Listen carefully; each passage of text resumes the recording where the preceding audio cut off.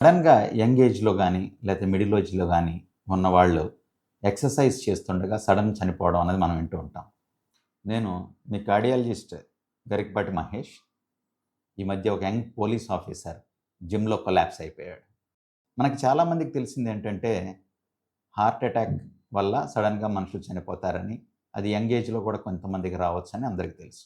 బాగా ఫిట్‌గా ఉన్నవాళ్ళు, హెల్త్ చెకప్‌లు ఆల్రెడీ కొంత చేయించుకునే అవకాశం ఉన్నవాళ్ళు కూడా చనిపోయినప్పుడు మనకు ఆశ్చర్యమేస్తుంది.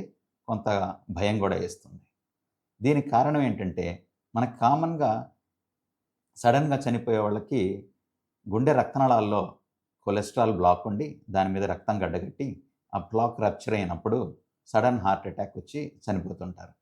కానీ ఇది చాలామందికి తెలిసిన విషయం.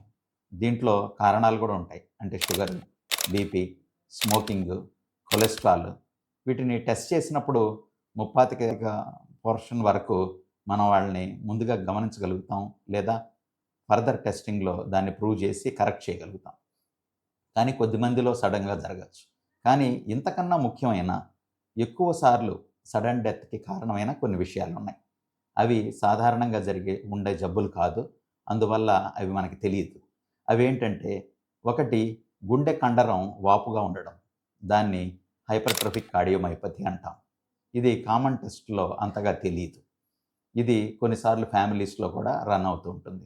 అంటే మన ఫ్యామిలీలో ఎవరికన్నా ఉంటే మనకు కూడా వచ్చే అవకాశం ఉంటుంది. ఈ ఇది ఉన్న వాళ్ళలో సడెన్ డెత్ వచ్చే అవకాశం ఉంది. ఇంకొకటి జన్యుపరమైన తేడాలు ఉన్నప్పుడు లాంగ్ క్యూటీ సిండ్రోమ్ అని, నెక్స్ట్ బ్రొగాడా సిండ్రోమ్ అని, నెక్స్ట్ ఆర్‌వి ఎరిథ్మోజెనిక్ డిస్ప్లేసియా అని కొన్ని కండిషన్స్ ఉన్నాయి. వాటిలో కూడా సడెన్ డెత్ అనేది అవకాశం ఉంటుంది.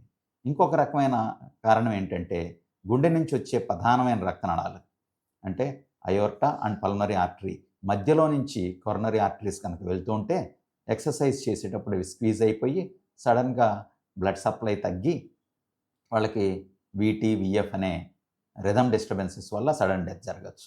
అలాగే మైకార్డైటిస్ తెలియకుండా ఉన్నట్లయితే దానిలో కూడా సడెన్‌గా హార్ట్‌కి సంబంధించి రిథమ్ డిస్టర్బెన్సెస్ రావచ్చు.